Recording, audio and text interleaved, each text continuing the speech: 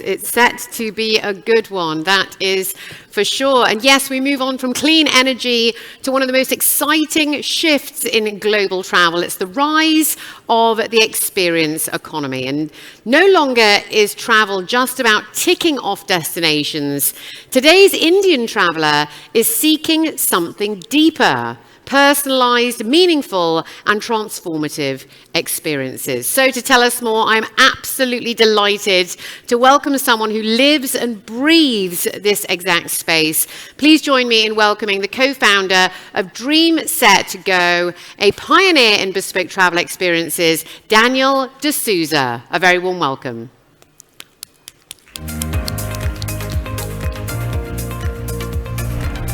Do take a seat. Wonderful to have you here. Yes, a brilliant session, this one. I've been looking forward to this, actually.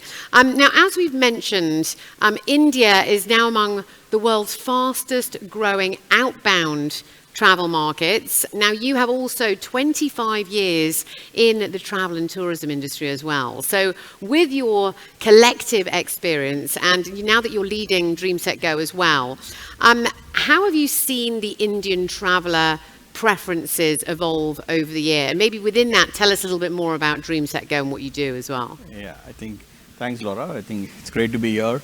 The outbound travel has been exploding over the last few years, right? I mean, it's this whole experience economy that has taken over in the last, I would say, 12 to 18 months post-COVID. This whole, the younger, affluent, who's trying to, put experience over everything. And this surge is not accidental, right? Today, India is about 1.4 billion people, and 2/3 of that are, below the age of 35. So the whole connection with the Western world, with the affluence that happens, or the aspiration that happens outside India, that's completely driving this whole experience economy. Look at what happened, with Coldplay, right? When Coldplay was in Bombay, I mean, they opened the tickets and it all got sold out, and eventually they had to have 6 different shows, 3 in Bombay and 2 in Ahmedabad, and it was all sold out, right? So there is this whole, urge to combine events and experiences with travel. So we see the big change that we are seeing post-COVID is that people not only want to go and see a destination or enjoy some regular sightseeing, but they want to combine either a music event or a sporting event of their choice, so that they're able to enrich that whole experience with their family. I think that's broadly what we are seeing. And also you have to understand that today in India, about 12 million people take home more than a million, in terms of monies, right? So there is this whole ability to spend in terms of whether they want to go and watch a match abroad, an EPL match, or going for the Wimbledon.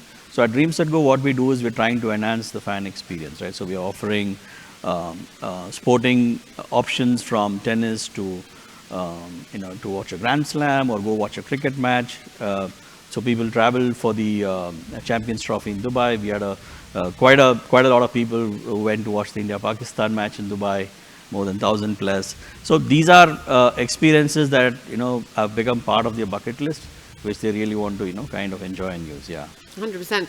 Now, I was reading some quite interesting figures, actually, because the sports tourism industry, this is a global figure, is projected to reach 1.8 trillion US dollars by 2030, and that's a compound annual growth rate of around 16%.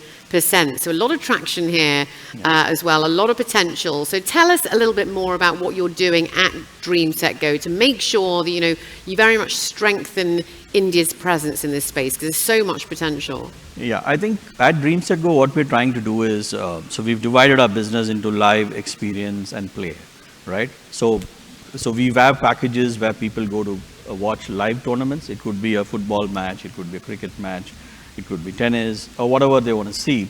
And from the experience bit, we're trying to combine, for example, when people went to watch the India-Pakistan at Melbourne. So we hired the entire Victoria library, and we had, to relive the whole Venkatesh Prasad, and I'm not sure if you would know about, the rivalry between India and Pakistan.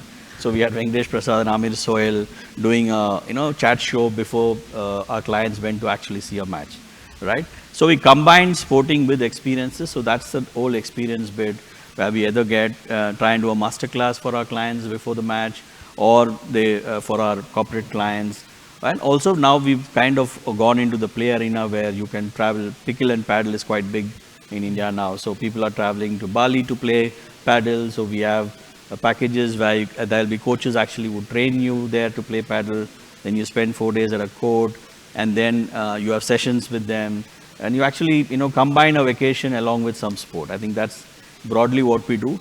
Apart from that, we also try to, our whole objective is to make sports better in India as Dream Sports as a group. So if we want to enrich the whole fan experience, like F1 is big in India today after this whole Drive to Survive series on Netflix. So everybody wants to go and watch an F1 race, right? So for example, at the Abu Dhabi race in 2025, we've taken over we've branded a lounge called it the Dream Lounge at the finish line. So you can actually see the winners, the constructors, you can see the winners lifting the trophy. It's much better than a paddock experience, right? So at every step, we are trying to kind of enrich the experience. At the IPL, which is very big in India, which is going on, if you get a chance, you should go watch an IPL match. But at the Rajasthan Royals in Jaipur, we've kind of branded a whole lounge called the Dream Lounge, where what's the best seat in the stadium, where about 100 people can actually watch a match with very, very high-end hospitality. We get players into the box to kind of spend time with the clients. So all of that stuff. So you're trying to enrich the whole experience. Or even if they travel abroad, let's say they want to watch a Manchester United or a Chelsea game. So we get our clients to actually see the first teams train, sit near the pit side, have a legend come and talk to them. So completely giving them an overall wholesome experience and not only just seeing a match.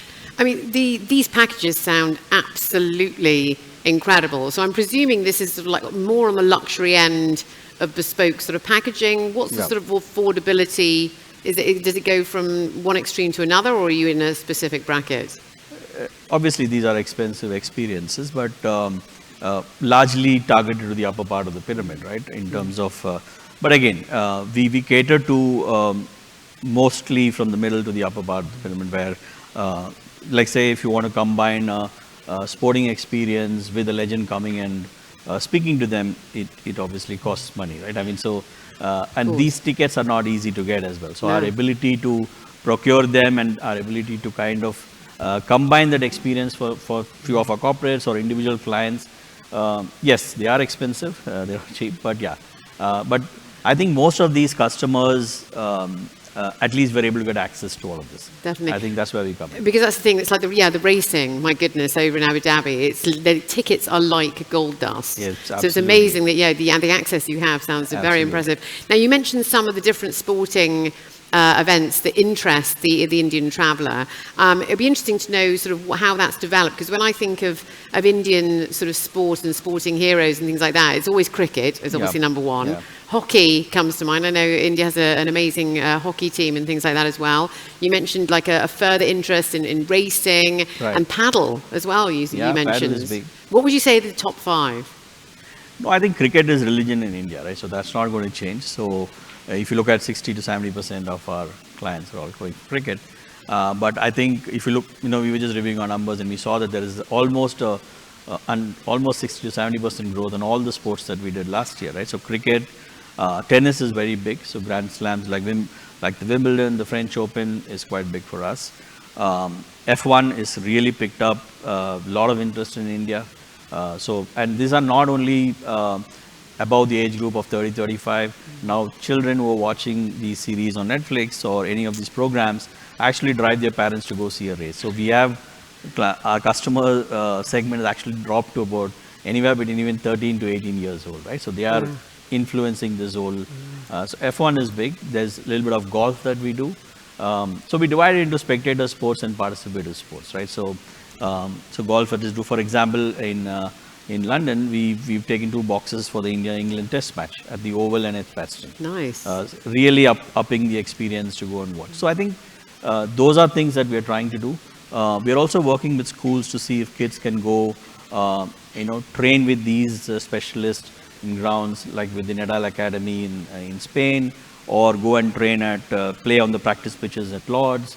Those are opportunities that we are creating for our clients. I mean, that's incredible. That's every sort of kid's dream. It's every adult's dream, I suppose, as well. Yeah. And as you mentioned, a lot of this passion and interest starts in your childhood. So, you've got the rise of Netflix and all these different influences and things as well.